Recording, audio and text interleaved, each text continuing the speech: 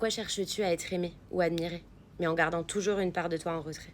Reste avec moi, ton thème astral peut t'expliquer pourquoi. Mais juste avant, si tu souhaites comprendre ton thème astral, sache que j'ai ouvert plein de nouvelles prestations. Tout est dans le lien dans ma bio. En astrologie karmique, l'astéroïde Adonis parle de ta quête de beauté, d'admiration et de désir. Elle montre comment tu cherches à plaire, à aimer, à regarder, à valoriser. Et parfois aussi comment tu cherches à te cacher derrière une image, par peur du rejet ou du vide intérieur. Cet astéroïde est aussi lié à la jeunesse, à la sensualité, à l'idéalisation, mais aussi à la peur de la perte ou de l'abandon. Cet astéroïde montre concrètement l'endroit où tu brilles, mais où tu peux aussi douter de ta propre valeur. Regarde 3 éléments dans ton thème astral. Tout d'abord, regarde le signe de Adonis. Il te montre comment tu te relis à la beauté, au désir ou à l'idéal.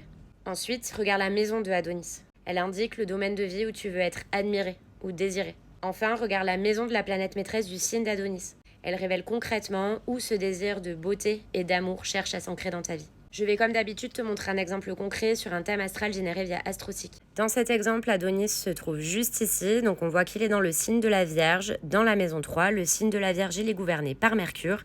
Et Mercure dans ce thème est juste ici sur le cuspide de la maison 11 et de la maison 12. Pour l'exemple, je ne vais parler que de la maison 12. Pour ce qui est de Adonis en Vierge, ton rapport à la beauté est subtil, précis, pudique. Tu cherches à plaire par la justesse, la discrétion ou la maîtrise. Tu peux avoir peur d'être vu tel que tu es et tu préfères séduire par tes compétences ou ton intelligence. Ton désir d'être admiré se mêle à un perfectionnisme qui peut te couper complètement de ta sensualité. Pour ce qui est de Adonis en maison 3, tu veux briller dans ta manière de parler, de t'exprimer, de créer du lien. Ton charme passe par la parole, l'écriture, la voix ou l'humour.